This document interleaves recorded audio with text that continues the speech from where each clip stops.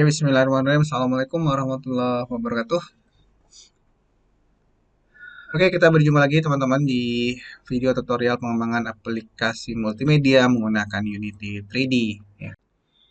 Oke, di eh, seri pertama kemarin ya, kita udah belajar dasar-dasar Unity 3D berkenaan dengan penjelasan tentang user interface-nya gitu ya.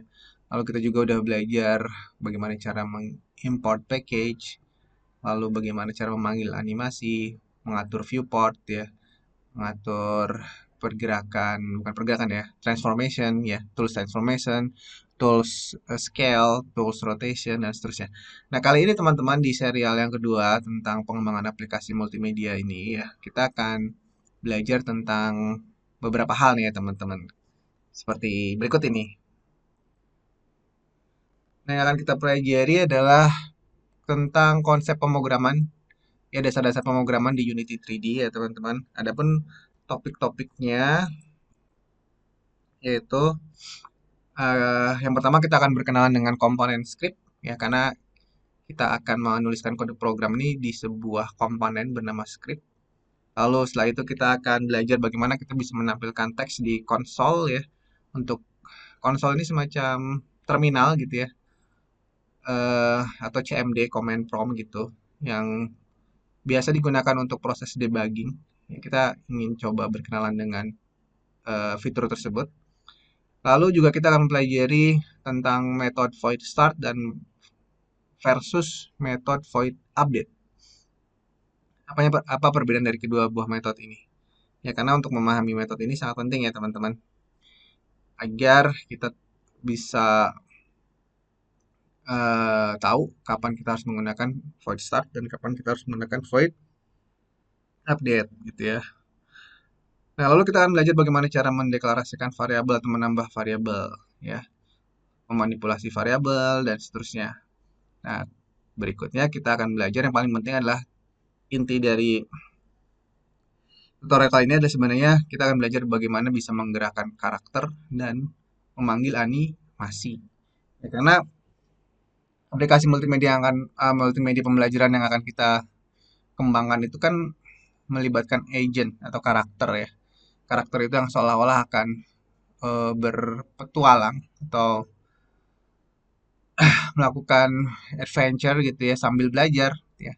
Nanti dia akan menemukan objektif, misi-misi yang harus diselesaikan dan seterusnya. Jadi sangat penting bagi kita untuk bisa dapat menggerakkan karakter tersebut. Bagaimana kita bisa mengontrol pergerakan karakter melalui keyboard ataupun mouse gitu ya. Nah, itu beberapa topik yang akan kita pelajari dalam video kali ini. Mudah-mudahan teman-teman tertarik ya. Oke, langsung aja ke topik yang pertama, yaitu kita akan berkenalan dengan komponen script. Nah, teman-teman, sebelum kita lebih fokus membahas apa sih sebenarnya komponen script itu, kita akan bicara sedikit ya tentang secara umum sebenarnya komponen itu apa sih gitu kan ya. Nah, teman-teman, mudahnya komponen itu bisa kita anggap sebagai seperti add-on, ya, add-on yang bisa kita tambahkan dalam game object agar game object kita itu memiliki fitur yang lebih gitu ya. Sebagai contoh nih, eh, kita mempunyai karakter apa ini bernama Rio gitu kan ya. Rio ini adalah sebenarnya game object ya teman-teman. Tetapi karena Rio ini memiliki komponen bernama animation, maka Rio ini selain dia menjadi sebuah game object yang dapat menampilkan sebuah pergerakan animasi gitu ya. Nah, berbeda dengan game object ini, dinding ya, dinding ini nggak punya komponen animation, sehingga kalaupun di play gamenya, dinding ini nggak akan memberikan efek animation apapun terhadap kita ya. Sedangkan kalau Rio ini dia akan memberikan memvisualisasikan pergerakan atau animasinya gitu ya. Oh ya, bagi teman-teman yang baru saja bergabung, apabila sedikit kebingungan gitu, kok tiba-tiba udah ada Rio, udah ada pembicaraan tentang animasi. Nah, saya sarankan teman-teman untuk menyaksikan terlebih dahulu video tutorial yang pertama yang bisa diakses melalui link di deskripsi ya, di sebuah link yang ada dalam deskripsi itu ya. Oke, kita kembali lagi ke sini. Jadi, prinsipnya komponen adalah fitur tambahan yang bisa kita berikan kepada sebuah game object agar game object memiliki capability yang bertambah gitu ya. Seperti tadi analoginya ya, sama-sama game object ya antara tembok dan Rio ini. Tetapi Rio memberikan visualisasi yang berbeda karena dia memiliki animasi. Contoh yang lain adalah misalkan suara ya. Suara juga audio source itu adalah sebuah komponen. Di sini game object Rio belum memiliki komponen audio source sehingga kalaupun gamenya dijalankan kita nggak akan pernah, kita belum bisa mendengar suara gitu ya. Coba saya jalanin ya. Atau kita jalanin gitu.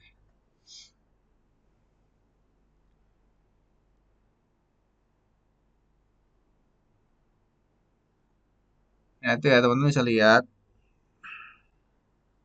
ya beberapa objek di sini. Rio dan John itu memiliki bisa menampilkan animasi karena dia memiliki komponen animation, dan tembok tidak gitu ya karena dia tidak memiliki komponen animation. Dan semuanya ini tidak memiliki komponen audio source sehingga tidak memiliki suara apapun. Oke, ya. Dan masih banyak lagi komponen-komponen yang lain, teman-teman. Sebagai contoh ada komponen rigid body ya dan seterusnya. Nanti kita akan belajar sambil jalan aja ya. Nah, sekarang kita akan fokuskan kepada kembali lagi ke topik kita tentang komponen ya. Nah, komponen itu prinsipnya bisa ditambah, bisa dihapus. Sebagai contoh nih ya, teman-teman bisa lihat di sini. Ini, komponen animation ini miliknya Rio. Kalau kita klik kanan, itu ada opsi remove component. Ini menandakan bahwa komponen itu bisa dihapus. Ya. Lalu kita bisa scroll lagi di bawahnya sini ya. Kebetulan hanya itu. Berikutnya adalah tembok. Coba kita cek komponen tembok ini. Atau cube ya. Saya ganti namanya dulu ya teman-teman, nggak bingung. Tambah bingung malah. Tembok. Nah, tembok ini memiliki banyak sekali komponen. Ada transform, cube, mesh renderer, lighting, dan seterusnya. Nah, ini pun bisa kita hapus. Ya, kayak mesh renderer ini, dan seterusnya ya. Nah, tapi ada sebuah komponen yang menjadi default dari sebuah game object dan dia nggak bisa dihapus. Yaitu komponen bernama transform. Ya, transform ini adalah komponen yang nggak bisa dihapus teman-teman. Kalau kita klik kanan nggak ada opsi untuk remove komponennya. Karena memang kalau kita lihat isi dari komponen transform ini adalah informasi berkenaan dengan posisi sebuah game object, tuh lalu besarnya sebuah game object, lalu rotasinya. Karena uh, nilai-nilai ini sangat diperlukan oleh sebuah game object. Kalau nggak ada nilai-nilainya ya berarti game object itu tidak ada gitu kan ya. Kalau misalkan sebuah game object ada di scene pasti ada posisinya. Kalau nggak ada posisinya ya berarti sebenarnya dia nggak ada gitu kan. Ya, sehingga memang untuk komponen yang satu ini bernama transform dia akan selalu ada dan tidak bisa dihapus. Oke ya, kita sekarang kembali lagi ke komponen script. Nah, kenapa kita pelajari komponen script ini? Karena script yang sudah pernah saya jelaskan di video tutorial yang pertama adalah sebuah fitur yang memungkinkan kita untuk dapat berinteraksi, membuat aplikasi multimedia yang dapat berinteraksi dengan penggunanya. Gitu ya. Nah, karena tanpa script kita tidak bisa mengontrol pergerakan karakter. Akhirnya kayak film biasa, kalau kita nonton film kan ada karakter kartunnya, ada karakter orangnya. Kita hanya bisa menikmati saja apa yang ditampilkan. Nggak bisa kita memberikan instruksi kepada si karakter yang ada yang kita tonton kan gitu ya.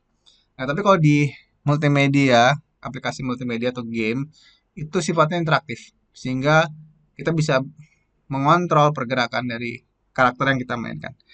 Nah, oleh karena itu, pengontrolan pergerakan karakter ya itu diatur melalui script teman-teman atau pemrograman. Nah, sekarang kita akan pelajari itu ya. Kita ke topik yang pertama, komponen script ya. Nah, bagaimana cara menambahkan komponen script? Nah, cara menambahkannya cukup mudah ya teman-teman. Tapi yang penting kita siapin dulu tempat di mana kita akan menambahkan komponen tersebut. Nah, di pertemuan yang pertama kita sudah belajar ya apa itu aset ya. Kita sudah belajar namanya apa itu aset, dan teman-teman bisa lihat di sini kita memiliki banyak sekali aset yang sudah pernah kita pelajari di komponen di pertemuan yang pertama. Nah, kita akan tambahkan lagi sebuah aset baru bernama script. Ya, dan kita ingin mengumpulkan aset tersebut dalam sebuah folder khusus, seperti halnya kita kemarin eh, meletakkan scene kita dalam sebuah folder yang khusus ya teman-teman di sini. Jadi di sini ada kumpulan-kumpulan scene. Nah, begitupun eh, script ya teman-teman. Ketika kita mau mengembangkan sebuah aplikasi game ataupun multimedia, kita akan banyak sekali membuat script. Oleh karena itu, biar kita nggak bingung, biar nggak bercampur aduk, kita akan membuat folder khusus yang kita gunakan untuk menyimpan script. Ya. Oke, langsung aja kita buatkan foldernya dulu. Klik kanan di bagian aset, lalu klik bagian aset, lalu klik kanan. Akan muncul sebuah pop-up window, create. Kita pilih create, lalu pilih folder. Nah, di sini akan muncul seperti ini ya, kita rename aja menjadi my script. Nah, disinilah kita akan, oh my script udah ada. Nah, kalau teman-teman belum ada, silakan ditambahkan ya. Tapi kalau sudah ada, ya kayaknya belum ada deh. Ini di saya, saya hapus dulu aja deh. Ini Rio controller juga sudah ada, jadi saya hapus dulu biar nggak bingung ya teman-teman. Mohon maaf ya.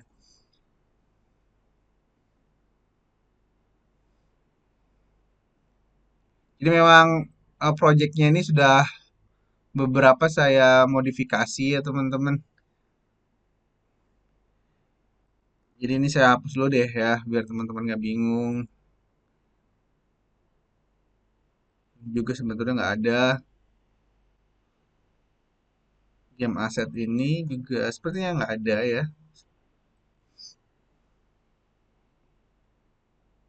Game object brush juga nggak ada.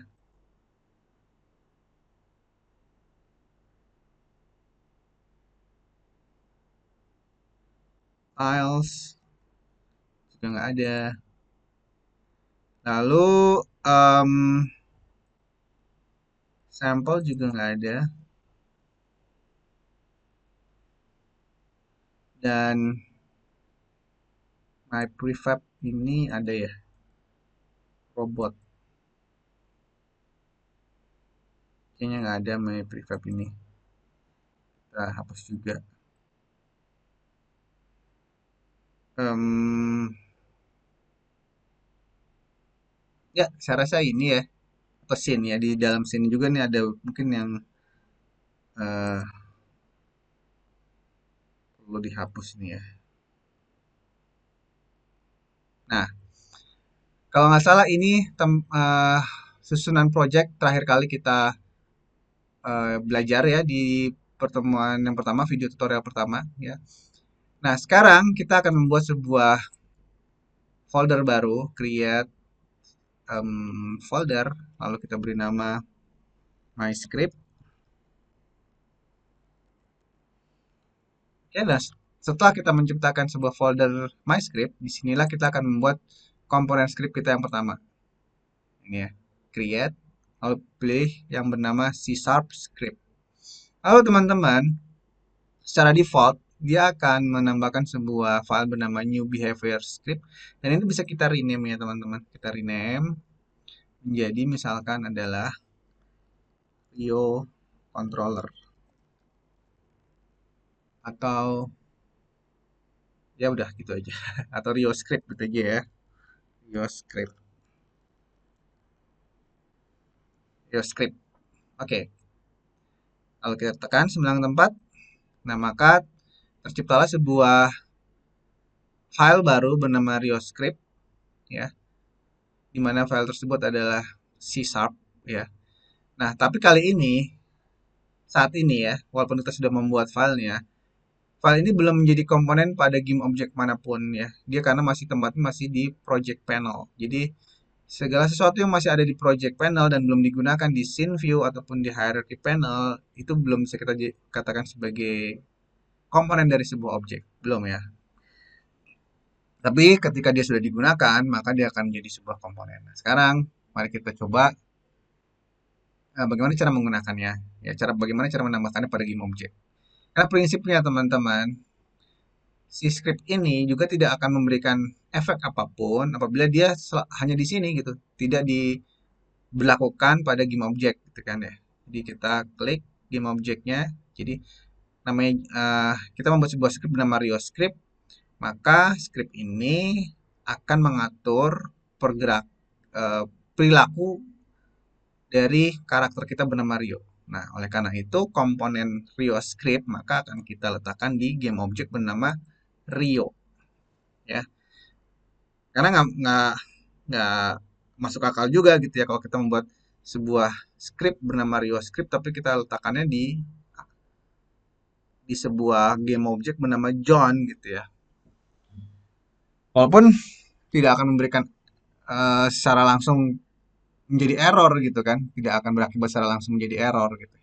Tapi bukan best practice lah ya kalau kita membuat sesuatu itu tidak mendeskripsikan hal yang sebenarnya. Gitu ya. Oke, sekarang bagaimana cara agar Rio script ini bisa menjadi komponen? Banyak caranya ya teman-teman. Kita akan pelajari cara yang pertama. Yang pertama adalah pilih dulu game objeknya, akan kita tambahkan Rio script ini sebagai komponen. Nah, lalu di bagian sini teman-teman ada sebuah fitur bernama Add Component. Kita klik. Nah, lalu kita bisa search di sini yaitu Rio script. Nah, ini Rio script. Ini cara yang pertama.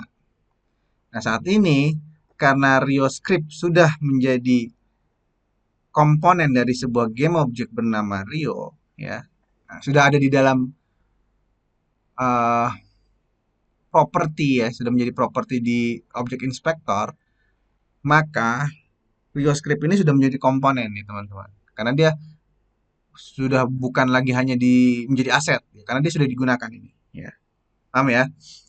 Nah, sekarang mari kita buka. Nah, kita akan buka menggunakan Visual Studio Code, ya. Mudah-mudahan teman-teman sudah install ya Visual Studio Code-nya dan coba tolong hubungkan Visual Studio Code-nya itu dengan cara seperti ini ya teman-teman. Klik bagian edit, lalu teman-teman scroll ke bawah, pilih menu preference. Lalu teman-teman pilih menu bernama external tools. Nah, lalu di sini ada pilihan external script editor. Ya, teman-teman bisa pilih Visual Studio Code ya. Silakan dipilih Visual Studio Code. Nah, hal ini akan membuat ketika kita melakukan double klik di sini, maka secara otomatis Visual Studio Code-nya ini akan terbuka. Ya, dan ini adalah isi dari Rio script, isi defaultnya.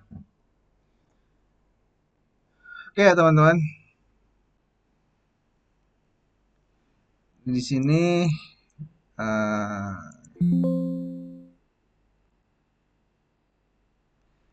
nah, kita bisa lihat di sini ada sebuah file bernama Rio script dan file tersebut sudah memiliki default baris program yang sudah ada di dalamnya gitu ya. Nah, kita akan coba pelajari sedikit ya tentang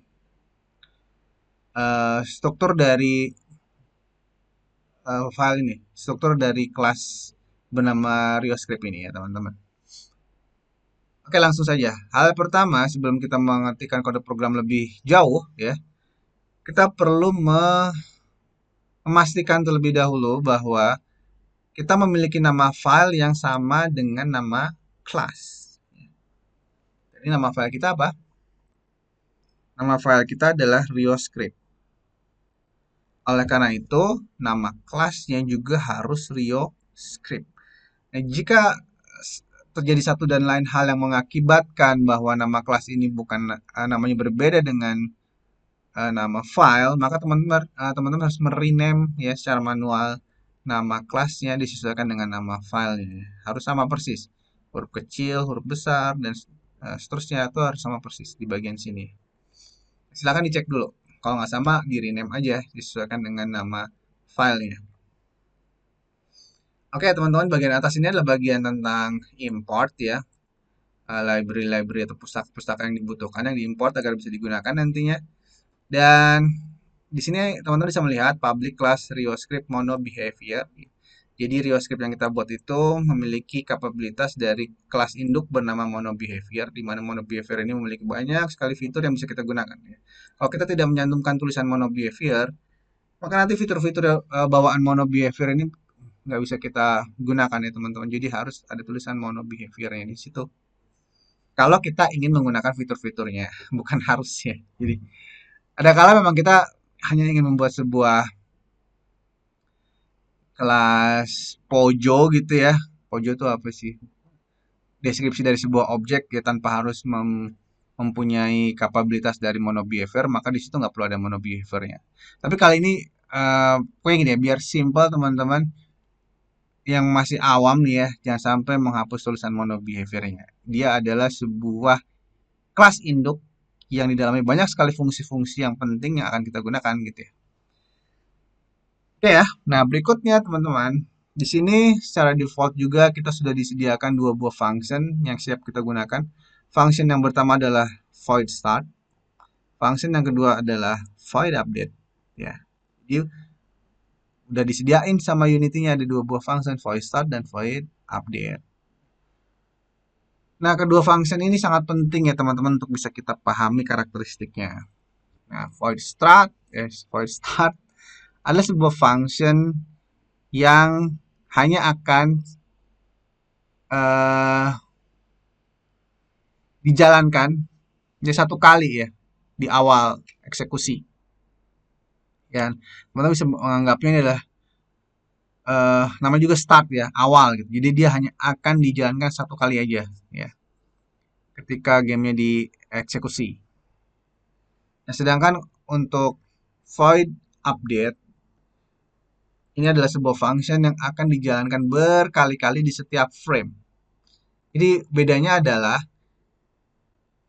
ini hanya akan dieksekusi satu kali di frame pertama ya.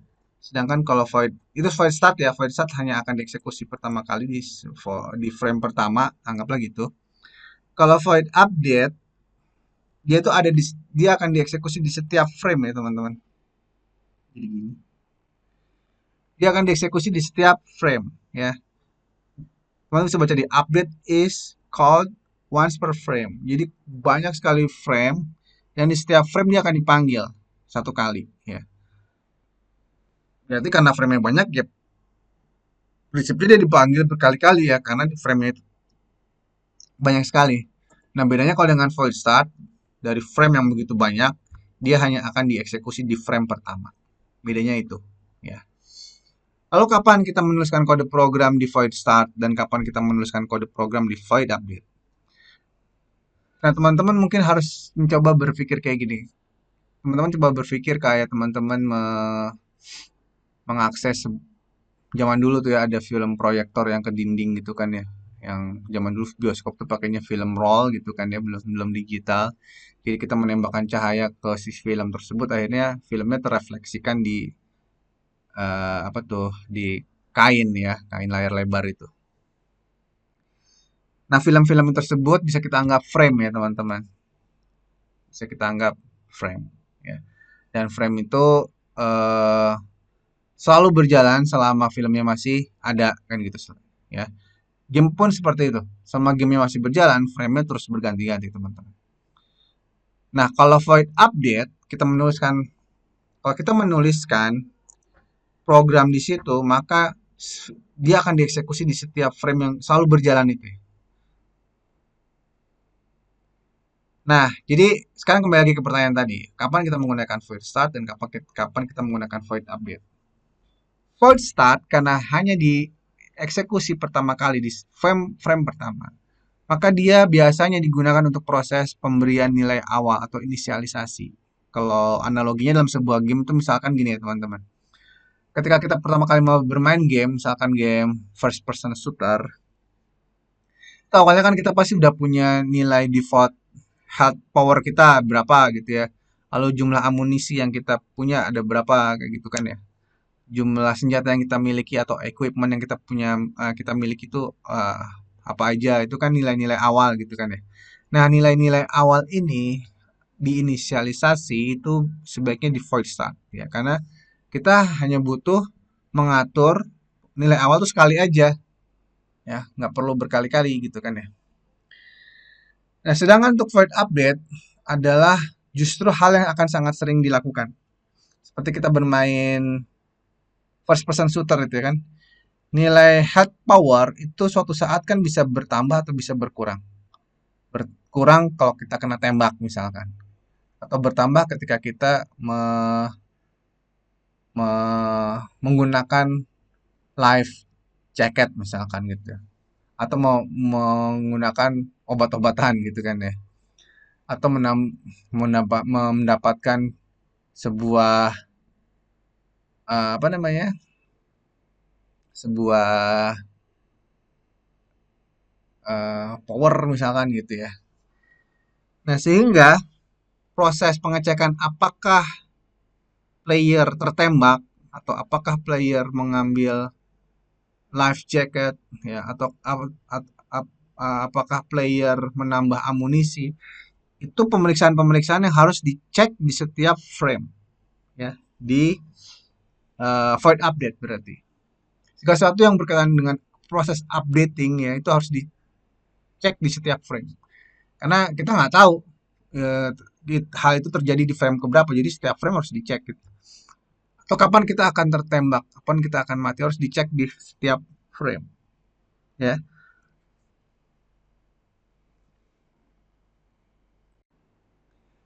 Nah, berikutnya hal-hal yang harus dituliskan, diimplementasikan di void update misalkan adalah hal-hal yang berkaitan dengan proses pergerakan, animasi dan seterusnya itu harus kita implementasikan di void update. Pergerakan itu kan akan terjadi berkali-kali ya.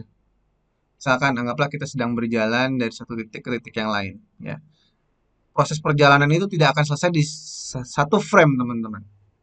Misalkan frame pertama hanya menunjukkan proses perjalanan dari, misalkan kalau kita ingin jalan dari eh mana ya? Dari Cirebon ke Jakarta misalkan ya. Di frame pertama tuh hanya bisa memvisualisasikan proses perjalanan kita baru keluar dari rumah sampai keluar kota Cirebon.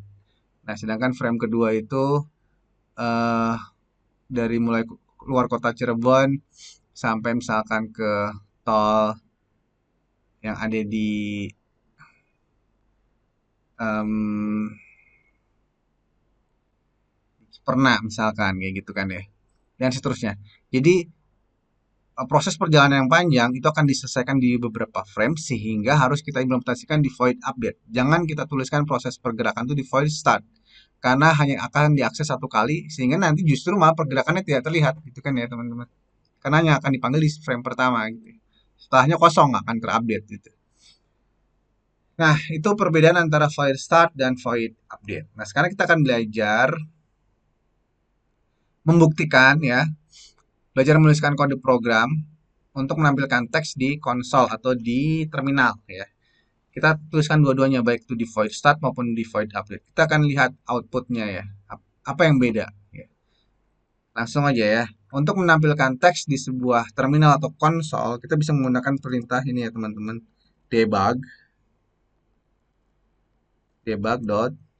log. Ya, misalkan ini adalah eh dari void start dan lupa titik koma, dan untuk yang di update sini kita tuliskan debug.log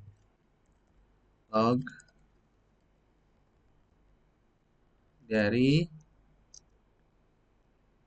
void update.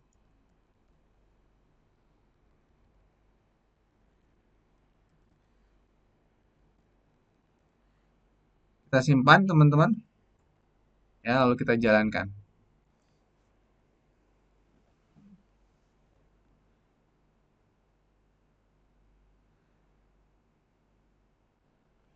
Oke, kita jalankan dengan menekan tombol run di sini. Nah, kita bisa melihat outputnya di bagian sini ya, konsol ya. Kalau teman-teman belum memiliki tab konsol, teman-teman bisa lihat di bagian sini gitu ya. Klik. Nanti misalkan Misalkan melayang-layang konsolnya gini ya, tinggal di drag aja ke sini. Tapi kalau udah ada ya udah, gitu. Nah, sekarang kita lihat di sini ya, yang terjadi apa. Kita bisa lihat di situ void start nih, tulisan dari void start itu hanya akan dieksekusi satu kali aja teman-teman, ya. Dari void start di bawahnya ini tulisannya dari void update. Dan yang akan muncul berkali-kali adalah dari void update. Ya. Dan selama programnya masih berjalan, maka dia akan terus di render ya, akan terus dieksekusi dari void update. Dan ini masih jalan terus ya teman-teman, udah 999 kali lebih gitu ya. Yaitu sebagai bukti ya bahwa void start hanya akan dieksekusi sekali di awal frame, sedangkan void update akan dieksekusi di setiap frame. Ya, mudah-mudahan teman-teman bisa memahami perbedaan antara void start dan void update.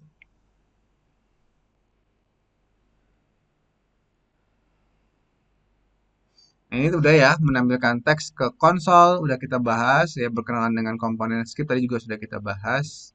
Perbedaan antara void start dan void update juga udah kita bahas, teman-teman ya. Uh, Sekarang adalah variabel ya. Kita akan bahas sedikit tentang variabel. Oke, apa itu variabel? Ya, sebenarnya variabel di Unity 3D itu juga hampir sama ya pengertian dan seperti konsep pada umumnya variabel di bahasa pemrograman apapun gitu ya. Yaitu sebuah tempat untuk menyimpan nilai secara sementara gitu ya. Dan nilainya bisa diupdate. Ini pun sama ya konsepnya teman-teman. Nah, hanya saja saya ingin jelaskan karakteristik dari atau hal-hal yang unik ya tentang konsep variabel di Unity 3D ini. Nah, sekarang kita kembali lagi ke sini ke kelas bernama RioScript. Kita akan belajar bagaimana kita bisa mendeklarasikan variabel. Nah, untuk mendeklarasikan variabel, tahapannya adalah teman-teman, kita tentukan dulu level aksesnya. Ya, level akses itu bisa private, bisa public gitu ya. Nah, perbedaan antara private dan public, ya ini seperti konsep pemrograman objek oriented pada umumnya ya, karena C# ini juga menggunakan paradigma OOP atau Object Oriented Programming. Mana singkatnya private itu kalau sebuah variabel kita deklarasikan dengan level private, maka dia hanya bisa diakses di kelas yang sama. Sedangkan kalau kita deklarasikan dengan level public, maka variabel tersebut bisa diakses dari kelas, dari luar kelas gitu ya. Nah, karena ini kita baru mempelajari dasar-dasar dan memang baru bekerja dengan satu buah file, maka kita akan menggunakan private aja. Nanti sambil jalan lah kita coba explore bagaimana memanfaatkan level public gitu ya. Nah, misalkan kita ingin membuat sebuah variabel tipe data ya, string. Jadi pertama adalah level aksesnya, diikuti dengan tipe datanya, lalu nama variabelnya misalkan adalah my name. Dan kita ingin memberikan sebuah nilai pada variabel bernama my name. Itu caranya gimana? Ya, kita bisa masuk ke sini. Bisa di void start, bisa di uh, void public ya, karena di sini kita belum tidak membahas secara spesifik my name ini akan kita gunakan untuk apa gitu kan ya. Tapi anggaplah ini adalah misalkan adalah sebuah variabel yang digunakan untuk menyimpan nama pemain gitu ya. Maka nama pemain apakah harus di update terus di setiap frame? Nggak perlu ya, ditentukan di awal saja. Maka kita ketikkan di void start. My name sama dengan misalkan John atau Rio. Maka sekarang sebuah variabel my name yang tadinya ketika dideklarasikan itu belum ada nilainya, sekarang dia sudah bernilai Rio ya. Dan kita bisa menampilkan ya. Ini ya, namaku adalah Rio. Nah, ini concatenate menggabungkan antara string dengan nilai yang ada dalam sebuah variabel, kita bisa menggunakan operator tanda tambah gitu ya. Kita jalankan, lalu kita lihat hasilnya. Kita simpan maksud saya ya. Jangan lupa disimpan, lalu kita lihat hasilnya, kita run. Maka teman-teman bisa lihat di sini ya, scroll paling atas ya. Namaku adalah Rio ya.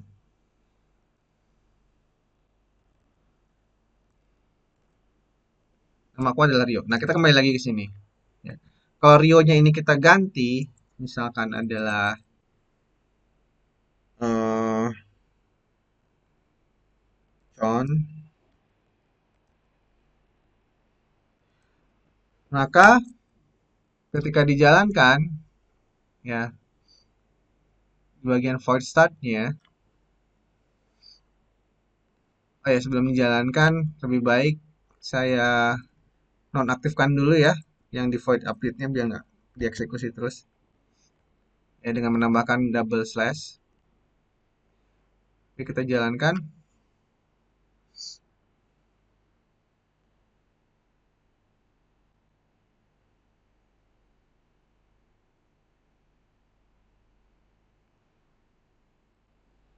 Nah, ini ya, namaku adalah John. Jadi dia berubah karena nilai yang ada dalam variabel tersebut kita ubah ya. Nah, itu cara memberikan assignment atau memberikan nilai pada sebuah variabel. Nah, di Unity 3 dia ada cara lain ya, teman-teman, yang bisa kita gunakan untuk proses assignment, yaitu dengan menggunakan serialize field. Jadi, teman-teman bisa menggunakan eh, cara seperti ini.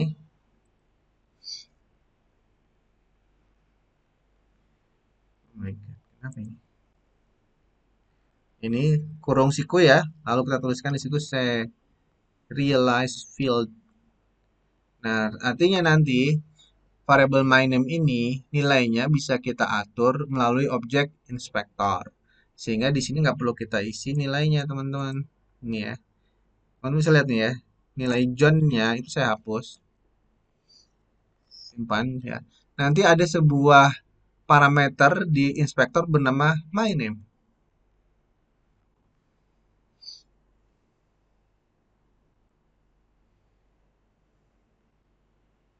Ke Rio dulu.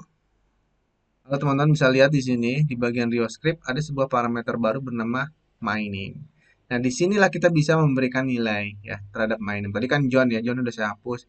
Kita bisa memberikan nilai langsung di sini, misalkan adalah Son Goku ya. Nanti myname akan bernilai Son Goku dan akan dituliskan di konsolnya juga Son Goku. Kita coba konsol. Nah, itu ya. Namaku adalah Son Goku ya. Ini kalau kita jalanin,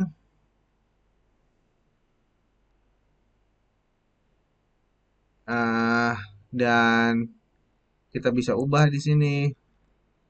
Sorry ya, harusnya diubah dulu baru dijalan. Misalkan di sini namanya kita ubah menjadi Radit. Nanti dia akan berubah menjadi Radit juga. Nah, itu ya. Oke. Nah, jadi kita bisa menggunakan uh, serialize field untuk mempermudah kita dalam proses assignment atau pemberian nilai pada sebuah variabel ya.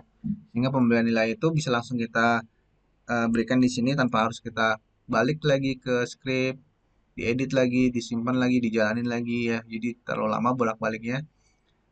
Nah, ini akan sangat memudahkan kita ketika kita ingin sekedar mencoba-coba ya. Misalkan kita ingin mengimplementasikan kecepatan Rio ketika berlari. Nah, kita kan awalnya belum tahu ya kecepatan yang realistis untuk berlari itu kira-kira berapa gitu.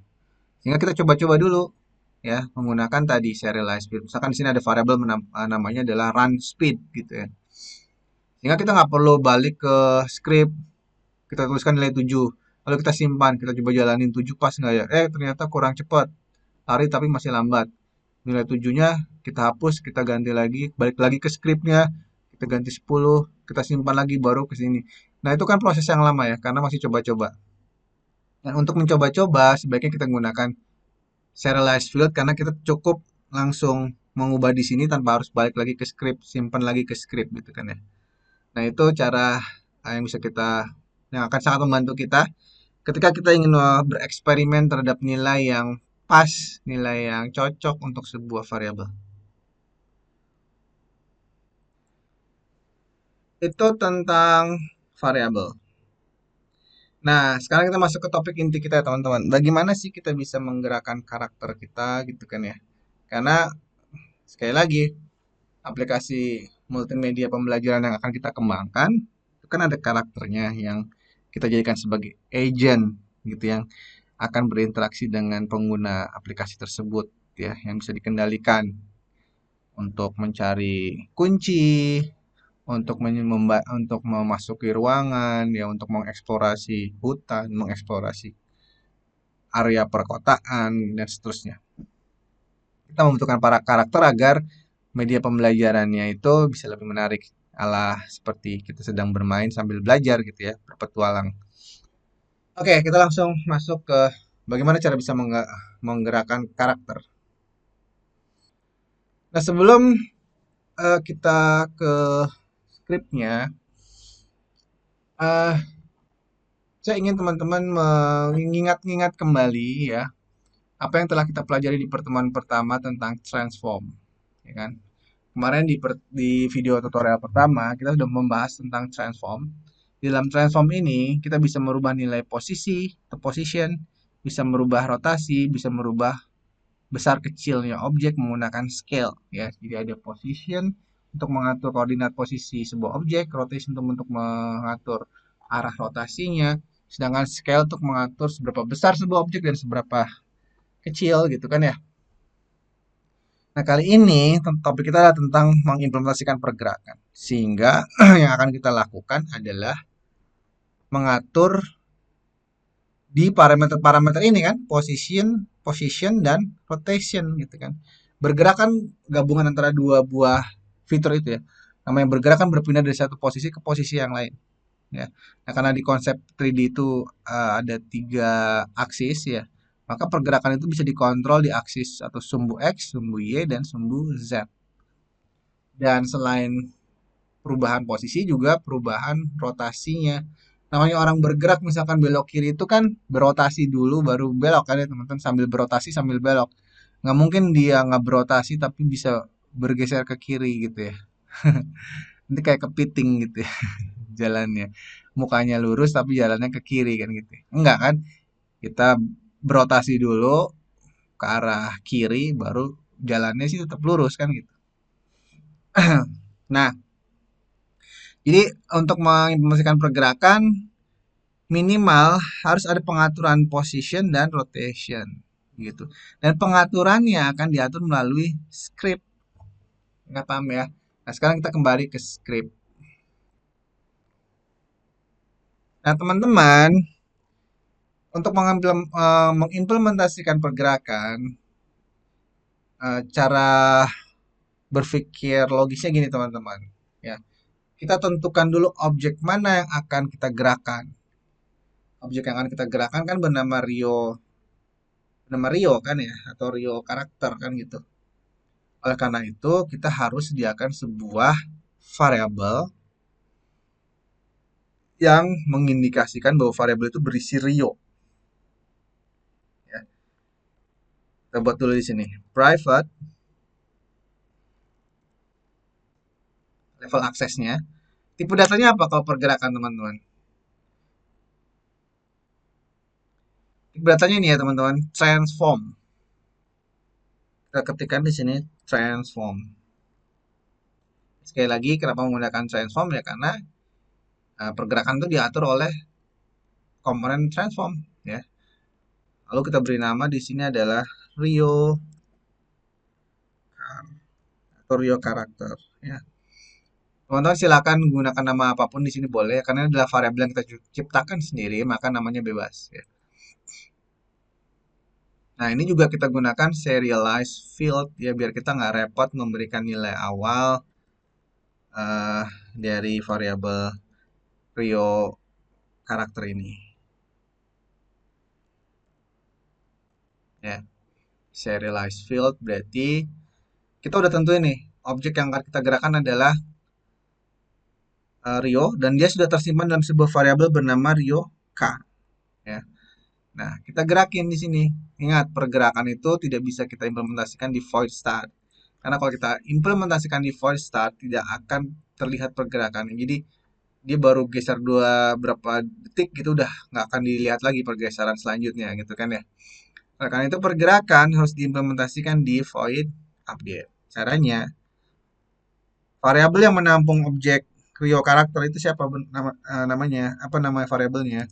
Yaitu Rio K ya. Lalu tambahkan transform dan perintah untuk menggerakkan itu bernama translate teman-teman.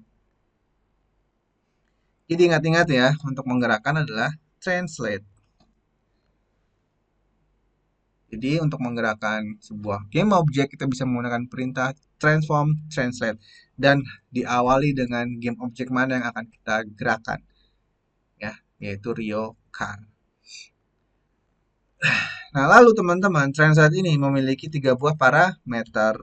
Pergerakan di sumbu X-nya berapa, pergerakan di sumbu Y-nya berapa, dan pergerakan di sumbu Z-nya berapa. Itu kita harus tentukan yang namanya pergerakan atau position itu kan diatur oleh 3 aksis ini atau 3 sumbu ini, X, Y, Z atau X, Y, Z. Sehingga kita harus atur nilai-nilainya. Nah, kita buat simpel aja teman-teman. Kita ingin Rio itu bergerak searah dengan sumbu Z. Dia bergerak ke depan. Oleh karena itu untuk memudahkan kita mengontrol, kita gerakin dulu Rio-nya ke depan ya. Ini Rio-nya kita buat dulu ke depan. Ya, silakan diatur. Lalu kita ingin kameranya itu ada di belakang Rio ya, seperti ini. Jadi teman-teman masih ingat bagaimana cara mengatur kamera ya? Klik atur dulu scene view-nya. Setelah scene view-nya sudah sesuai dengan yang apa kita harapkan, teman-teman klik main kamera, kita suruh dia menyesuaikan dengan scene view. Ya. Cara nyuruhnya gimana? Hey main kamera, klik berarti main kameranya ya. Silahkan atur posisi kamu sesuai dengan scene view, berarti pilih game object, align with view. Nah, kita sedang menyuruh kamera untuk align dengan view yang ada di scene. Nah, sehingga sekarang teman-teman bisa lihat scene view kita itu sudah sama dengan game view kita sudah sama dengan scene view. Nah, ini saya close dulu deh ya. Close tab. Game view kita sudah sesuai dengan scene view. Nah, sekarang kita kembali ke script. Nah, tadi kita ingin pergerakan ada di sumbu Z aja, karena kita hanya ingin Rio bergerak searah sumbu Z dan kita tidak ingin Rio itu bergerak di sumbu X dan sumbu Y, gitu ya. Ya, karena kalau kita hanya ingin Rio bergerak ke sumbu Z, gitu ya.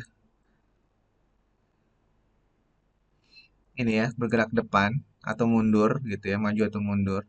Kita nggak ingin Rio bergerak searah sumbu X yang merah ini, berarti nyamping gitu. Apalagi sumbu Y atas bawah gitu, enggak ya. Kecuali kita ingin emang Rio bisa terbang gitu ya. Kali ini simpel ya, teman-teman. Kita hanya ingin menggerakkan Rio itu arah maju dan mundur. Berarti searah sumbu Z. Nah, bagaimana? Nah, karena kita tidak ingin ada pergerakan di sumbu X, maka sumbu X ini, yang tadinya saya tulis dengan X ini, teman-teman, itu kita buat dengan nilai 0. Sumbu Y-nya juga, karena kita tidak ingin dia bergerak ke atas bawah. Nah, tapi sumbu Z-nya kita atur misalkan 0,05 F. F ini sebagai uh, tanda bahwa dia adalah bilangan float atau desimal ya. F itu float desimal. Gitu ya. Jadi kalau di C Sharp itu setiap kali kita ingin menggunakan format bilangan desimal atau float itu harus diakhiri dengan huruf F. Oke, kita simpan Ctrl S atau file save all atau save gitu ya. Nah sekarang kita jalankan apakah betul Rio udah bisa bergerak depan gitu ya. Nah kita coba aja ya, kita jalanin.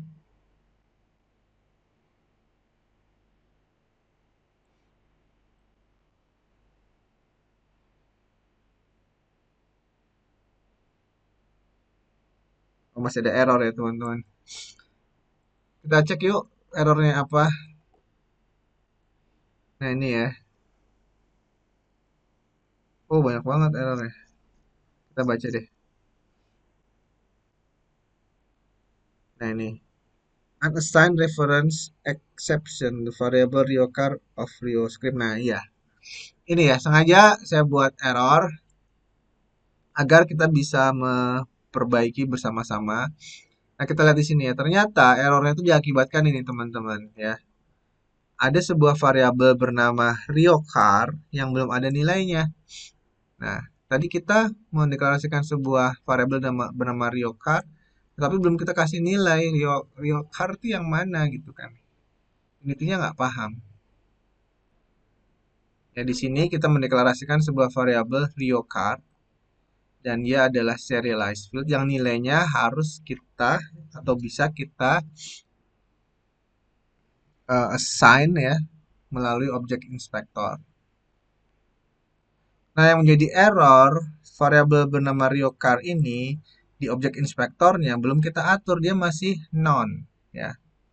Nah, berarti harus kita berikan nilainya, jangan sampai non. Nah, sekarang kita ke sini ya.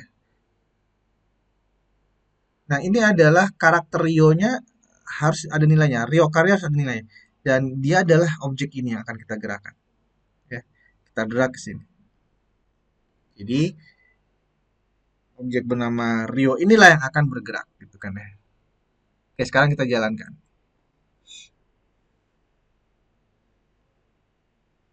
Nah, itu ya teman-teman bisa lihat. Walaupun pergerakannya terlalu cepat. Nah, ini bisa kita atur kecepatannya ya, jangan 0,05, misalkan 0,01 aja. Ctrl S, lalu kita coba jalankan lagi.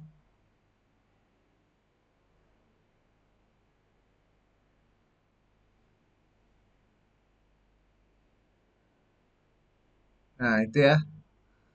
Nah, kita bisa melihat bahwa karakter Rio bisa bergerak ke arah atau searah sumbu Z ya. Nah, silakan teman-teman coba tambahkan nilai-nilainya. Misalkan di sumbu X-nya, di sumbu Z-nya, sumbu Y-nya, apa apa yang terjadi gitu ya. Silakan bereksperimen. Kali ini kita akan belajar tentang sesudah ini adalah tentang rotasi ya. Nah, setelah kita mampu menggerakkan karakter Rio, nah kita akan mencoba merotasi ya, berotasi. Nah, rotasi itu menggunakan perintah transform rotate, teman-teman. Jadi di sini sama ya, Rio car masih menggunakan transform. Hanya saja kita gunakan yang rotate.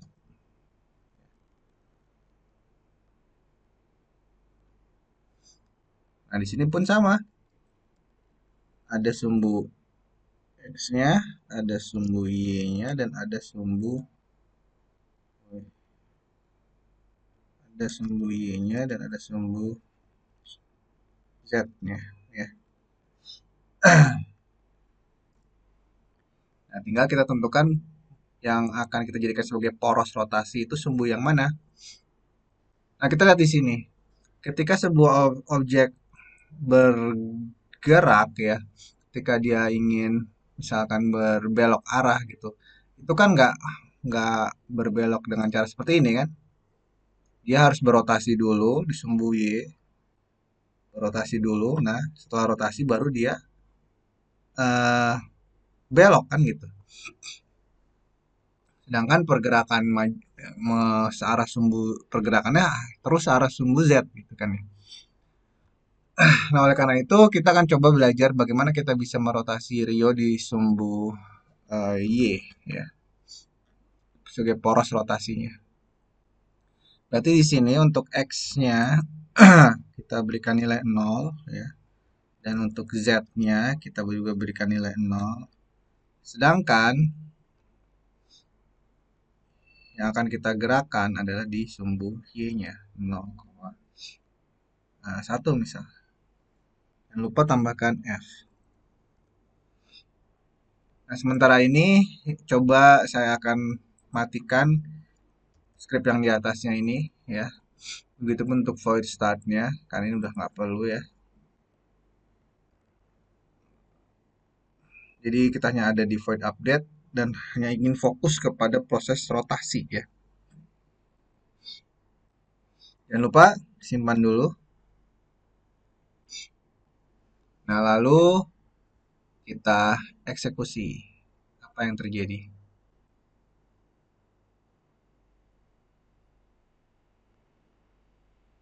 Nah, itu teman-teman bisa melihat bahwa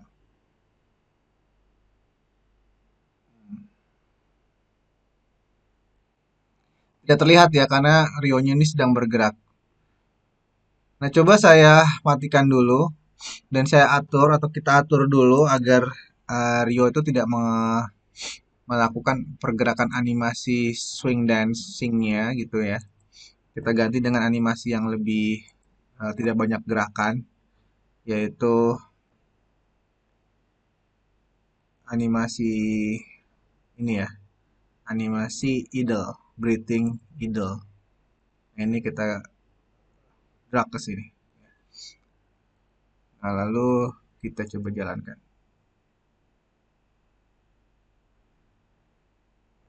Nah, sebenarnya dia berotasi teman-teman lihat ya. Teman-teman bisa melihat Rio itu sebenarnya sudah berotasi. Maksudnya memang kecepatan rotasinya rendah. Nah, kita bisa atur jika kita anggap nilai rotasinya itu masih terlalu rendah, kita bisa tambahkan nilainya di sini bukan satu tapi misalkan 2 gitu ya.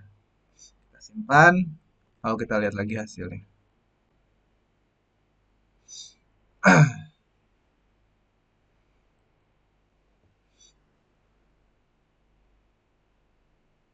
Nah, itu ya. Sekarang sudah lebih terlihat rotasinya.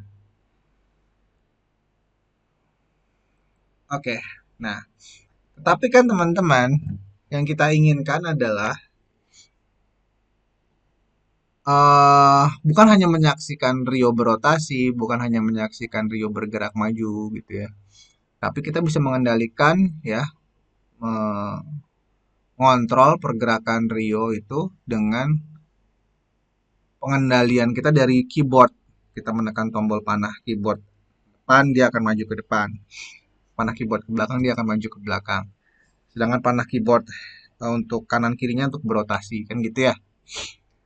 Nah, kita akan coba implementasikan itu teman-teman. Bagaimana kita bisa memberikan instruksi melalui keyboard, melalui tombol W, A, S, D. W untuk maju, S untuk mundur, A untuk berotasi ke kiri, D untuk berotasi ke kanan, dan tombol panah depan belakang kanan kiri ya. Jadi kita bisa memilih menggunakan dua instruksi dari keyboard itu WASD ataupun panah gitu ya.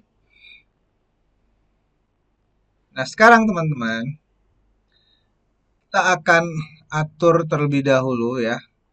eh, Bagaimana kita bisa mendeteksi inputan dari keyboard ya. Untuk mendeteksi inputan dari keyboard itu ada sebuah perintah di Unity 3D bernama input get axis ya. Input.getAxis ini memiliki nama-nama aksis yang berbeda-beda ya. Ada yang namanya vertikal untuk mendeteksi pergerakan atas maju mundur gitu, tombol W dan tombol S. Sedangkan aksis horizontal untuk mendeteksi adanya penekanan pada keyboard huruf A atau D gitu ya, berotasi kanan kiri.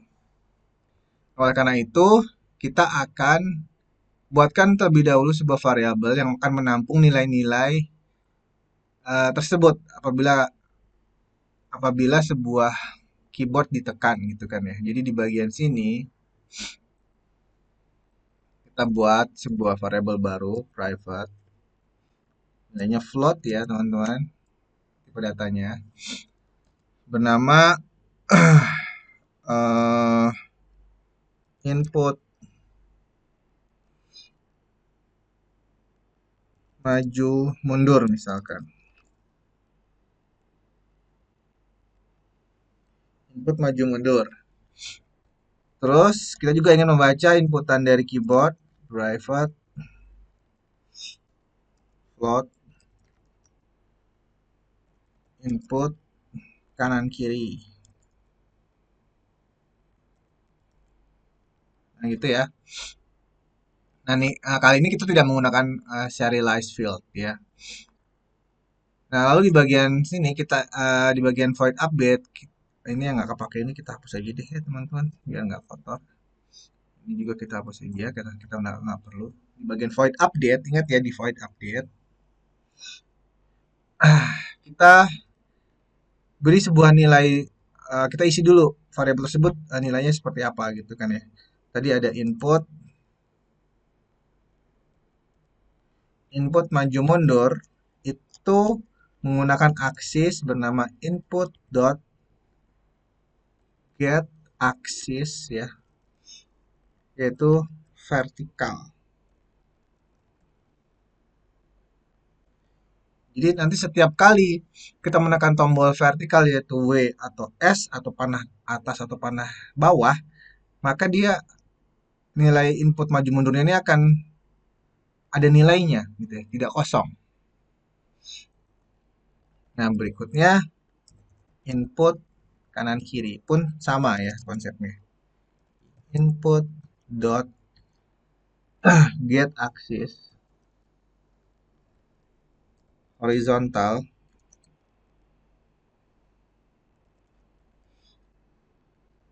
itu untuk mendeteksi apabila ada input tombol A atau D atau kanan kiri gitu ya.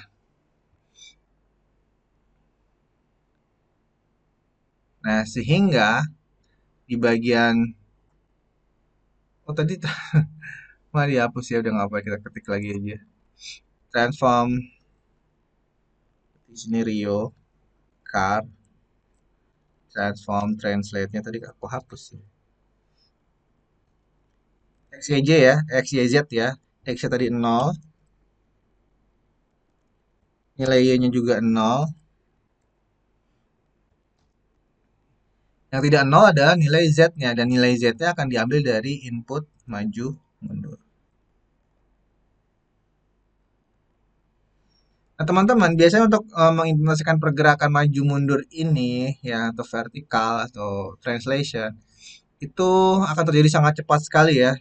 Oleh karena itu, biar pergerakannya tidak terlihat terlalu cepat dan lebih natural, kita kalikan dengan satuan waktu, yaitu time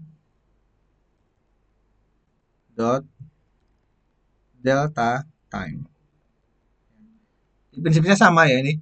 X-nya 0, Y-nya 0, hanya saja Z-nya kita ambil dari nilai yang diinputkan oleh keyboard ketika tombol W atau S ditekan.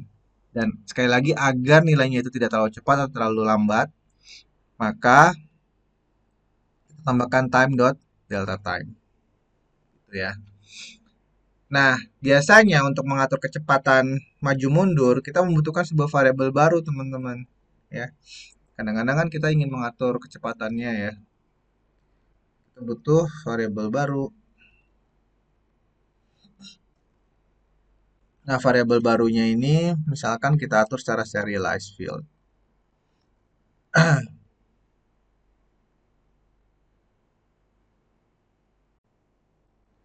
Nah, ini kita beri nama misalkan adalah level aksesnya private, lalu juga float, misalkan adalah walk speed. Ini kecepatan berjalannya. Lalu juga kita ingin atur untuk kecepatan dia belok kanan kirinya itu ya. Kita buat juga serialized field private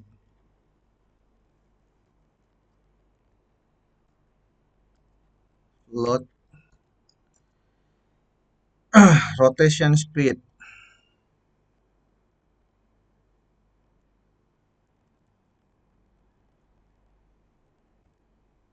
Oke. Tapi nanti jangan lupa ya, nilai walk speed harus kita atur dulu di inspektor dan juga nilai rotation speednya harus kita atur di inspektor. Karena kalau tidak diatur, maka dia akan bernilai nol dan akhirnya tidak akan terjadi pergerakan apapun.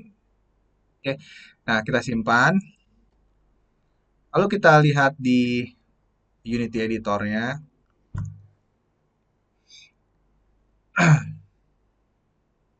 Pastikan Rio dalam keadaan terpilih dan kita akan mengatur nilai-nilai tadi ya. Walk speednya itu kita beri nilai berapa sih? 0,5 mungkin atau 0,3 atau 0,03. Ntar kita coba-coba aja ya 0,03.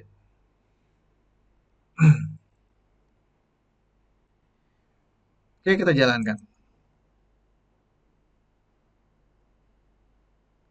Nah, ini teman-teman, em, oh, kenapa udah bergerak ya? Padahal saya belum menekan tombol apapun. Kita cek dulu apa yang terjadi di sini. Ya, ternyata kita belum mengganti yang di bagian sini ya, teman-teman. Kalau yang atasnya ini input maju mundurnya udah kita ubah, tapi yang di sini masih ada nilai yang kita tuliskan secara manual ini ya. Nah, ini yang tadi menyebabkan kenapa dia sudah berotasi walaupun kita tidak menggerakkannya. Nah, sehingga dia sini harus diganti dengan input kanan kiri, ya. Lalu kita kalikan dengan rotation speed.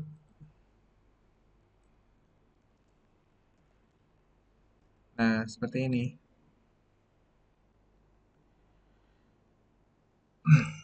Ya, kita simpan dulu. Lalu kita jalankan lagi di sini, ya.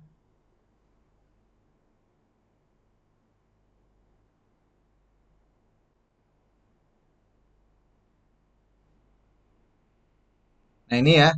Ini ketika saya belum menekan tombol keyboard apapun ya. Nah, sekarang coba kita tekan tombol W-nya. Nah, itu. Ini W ke depan, ini W ke belakang.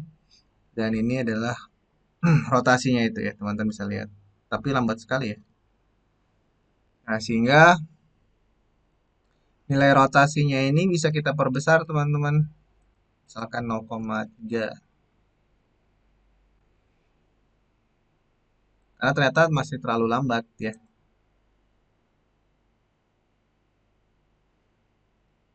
Nah, itu ya. Sekarang sudah lebih cepat.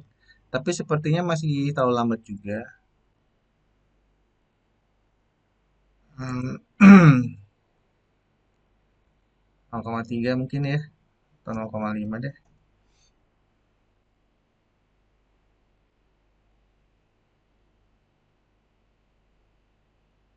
Nah, itu ya. Sekarang kita sudah bisa mengontrol pergerakan dari karakter Rio melalui keyboard.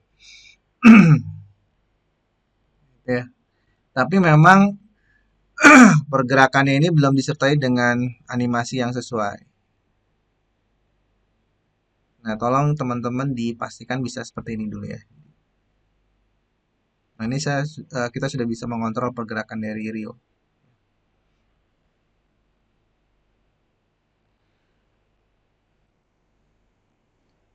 Berikutnya, kita ingin pergerakan itu diikuti dengan visualisasi animasi yang sesuai kan, yang selaras. Ketika maju mundur ya ada animasi walknya, ya. Ketika dia tidak bergerak ya animasi idle gitu kan ya, biar lebih realistis gitu ya. Nah, karena itu sekarang kita akan melanjutkan bagaimana kita bisa memanggil animasi tersebut. Nah, teman-teman, animasi di sini ya, animasi itu dikontrol oleh sebuah komponen bernama animation. Ya, kita bisa lihat di komponen animation ini terdapat beberapa animasi. Ada jumping, running, strong gesture, swing dancing, walking dan breathing idle. Sehingga penting bagi kita untuk mengidentifikasi terlebih dahulu ada jenis-jenis animasi apa yang ditawarkan di sini gitu. Karena kita nggak akan bisa memanggil animasi yang ada di situ ya teman-teman. Jadi memang karakter ini hadir dengan kelengkapan yang berbeda-beda ya. Jadi kita harus identifikasikan dulu mana karakter mana animasi yang akan dipakai panggil. Nah, fokus kita saat ini kita ingin memanggil dua buah animasi yaitu walking dan breathing idle atau idle. Walking itu kita panggil ketika bergerak, sedangkan breathing idle itu ketika dia diam, gitu kan ya. Nah, sehingga kita harus menyiapkan sebuah variabel yang akan mereferensi dengan komponen animation tersebut. Kita kembali lagi ke script kita. Nah, di sini kita buatkan sebuah variabel. Ini ya teman-teman, serialize field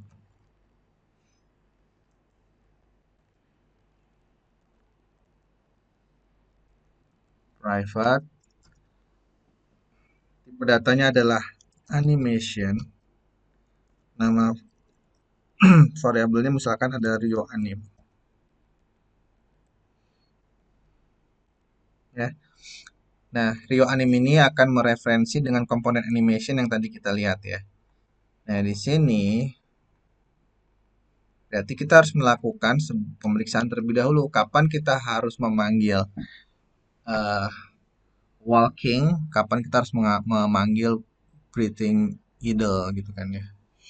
Nah, walking itu akan kita panggil ketika input maju mundur ini ada nilainya. Dalam artian ketika tombol W dan S itu ditekan, ya. Sedangkan animation breathing idle akan dipanggil ketika input maju mundur ini nggak ada nilainya. Ya, artinya tidak ada yang menekan tombol tersebut. Sehingga di sini dengan mudah kita bisa melakukan proses pengecekan menggunakan if gitu kan ya. If, gimana sih? Lo. If input maju mundur sama dengan kosong, artinya nggak ada nilainya. Dan else, ketika input maju mundur tuh berarti ada nilainya. Kebalikan ya, ini else kebalikan dari ini. Nah, kita bisa menggunakan perintah Rio anim dot crossfade crossfade. Nah, untuk maju mundurnya 0 berarti kan dia diem ya. Kita panggil animasi bernama breathing idle. Nah, tulisan animasinya harus sama persis ya teman-teman dengan yang ada di inspektor. Besar kecilnya huruf harus sama. Nah, di bagian else-nya ini Rio anim dot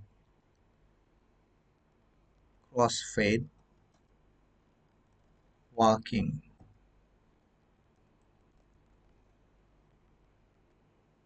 Oke, jadi ketika variabel input maju mundur tidak ada nilainya, berarti tidak ada yang menekan tombol di keyboard maju mundur ya. W dan S-nya itu nggak ada yang menekan, maka yang akan dipanggil adalah breathing idle. Selain itu, else, maka yang dipanggil adalah walking. Kita simpan, lalu kita lihat hasilnya. Nah, ini ada error apa ya? Oke, saatnya kita membaca error.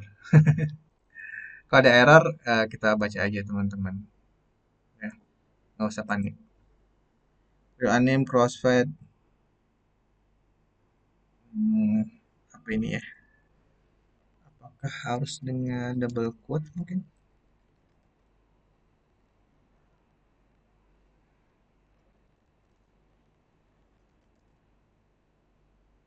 Oke, kita simpan.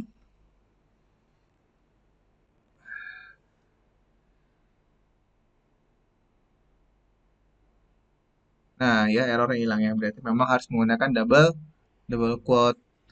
Oke, kita jalankan sekarang.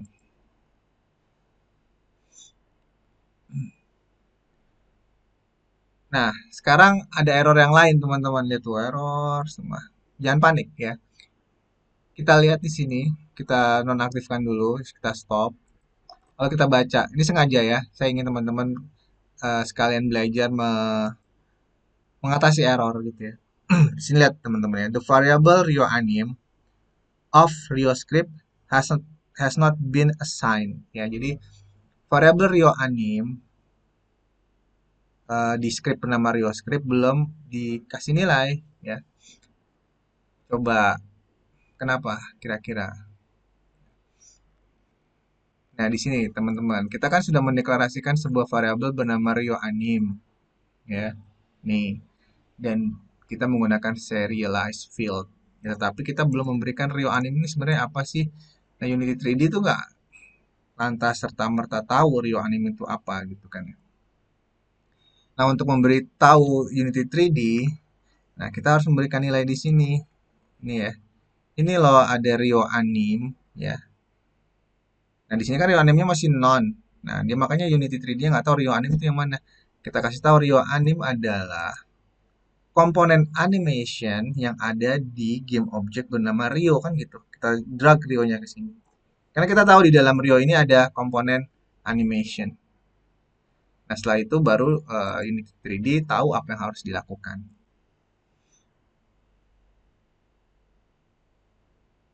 Nah, sekarang udah nggak ada error ini. Teman-teman bisa lihat ya, ketika saya tidak menekan tombol apapun, Rio-nya itu dia bergerak sebetulnya, tapi dalam mode breathing idle. Nah, sekarang saya tekan tombol W-nya.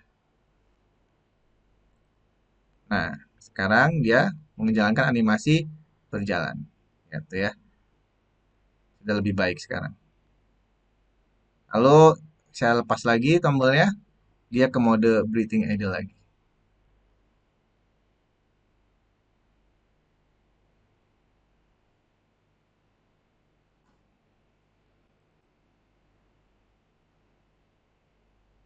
Nah, saya kalau ketika dirotasi dia nggak menampilkan animasi apapun ya.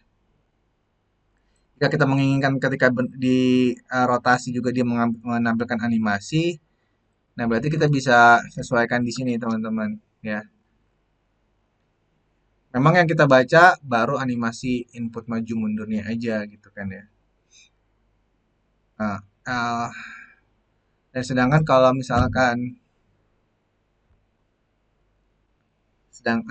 animasi kanan kirinya nggak dicek gitu ya.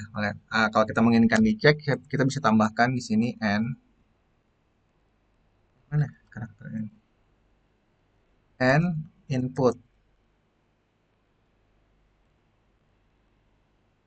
input kanan kiri sama dengan kosong. Nah, jadi memang uh, breathing idle hanya akan dijalankan ketika dua-duanya itu kosong, gitu ya.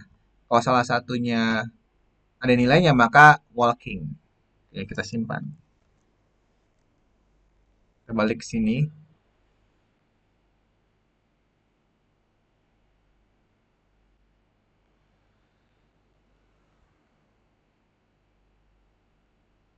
Nah, sekarang untuk rotasi juga dia menampilkan animasi walk. Ini lebih natural ya.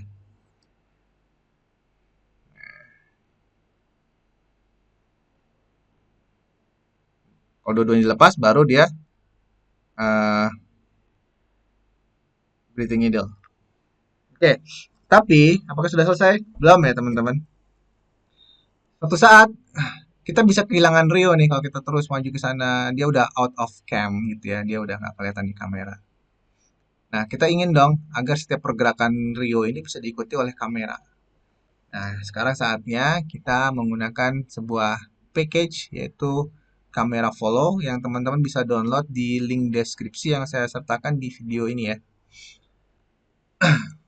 Nah, mari kita download dulu package Camera Follow-nya. Ya, tinggal aset, lalu import package, custom package. Nah, teman-teman arahkan ke package bernama Camera Follow yang sudah saya berikan di link deskripsi. Nah, lalu di sini kita akan tambahkan Camera Follow. Lalu kita import.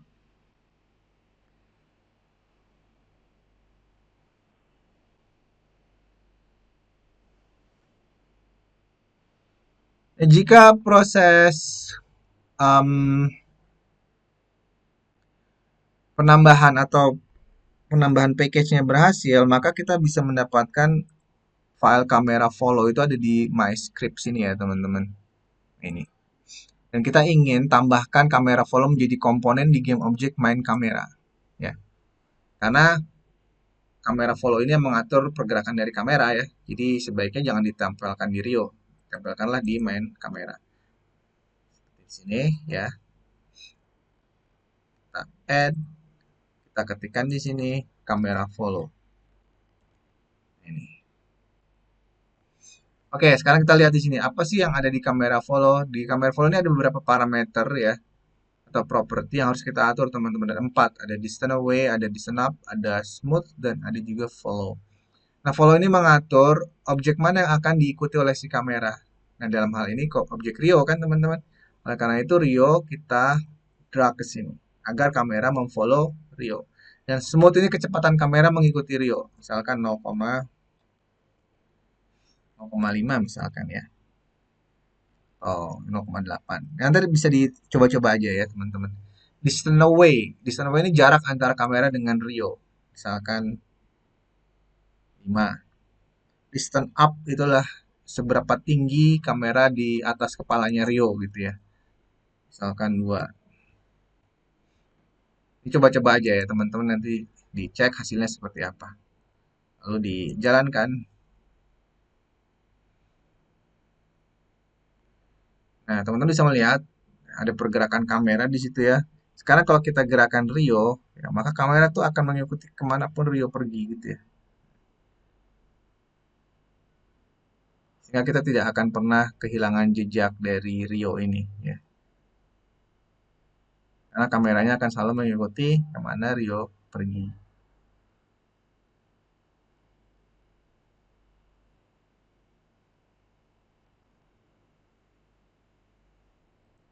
Oke, saya rasa itu ya teman-teman untuk penjelasan singkat, bukan singkat ya, artinya basic atau fundamental programming di Unity 3D gitu ya.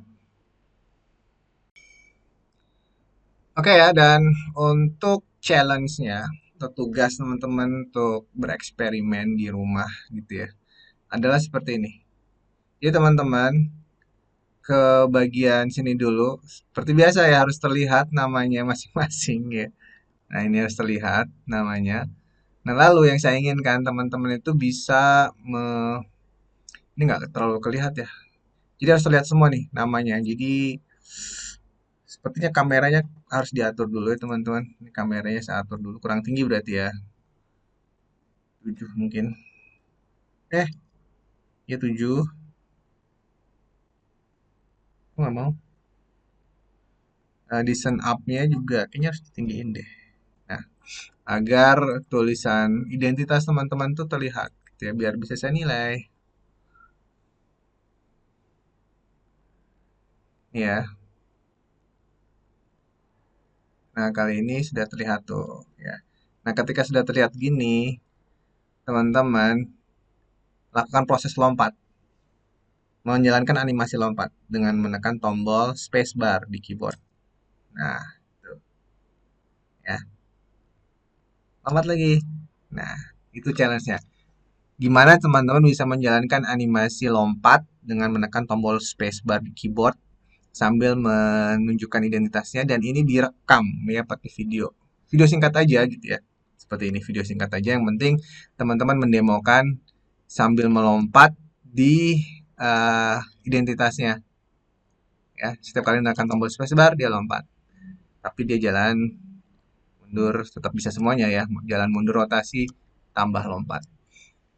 Dan itu silakan direkam di pakai screen recorder tentunya ya. Lalu durasi singkat aja, yang penting cukup untuk menampilkan animasi jalan, rotasi, dan lompat di namanya masing-masing kelas dan NIM-nya.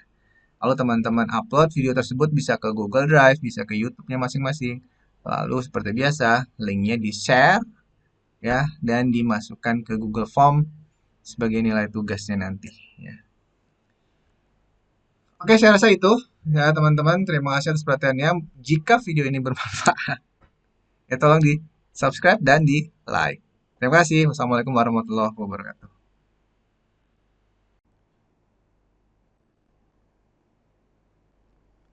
Dan untuk eh clue-nya ya teman-teman untuk bisa men-trigger tombol space bar di keyboard itu teman-teman bisa menggunakan perintah ini ya. Input get key space. Nah itu clue-nya ya. Jadi teman-teman melakukan pengecekan if input get key space ya. Jadi jika tombol spacebar di keyboard itu tersentuh, maka panggillah animasi lompatnya. Tapi teman-teman, hal ini tidak sesimpel yang teman-teman bayangkan hanya mengecek kondisi get key space lalu teman-teman panggil Rio anim crossfade jumping gitu ya. Enggak ya. Nanti ada hal-hal yang lebih tricky ketika teman-teman berusaha mengerjakannya. Dan silakan teman-teman mencoba me- mengeksplor ya, cari solusinya di internet gitu ya. Silakan di berusaha dulu ya. Nanti kita akan bahas solusinya gimana. Oke?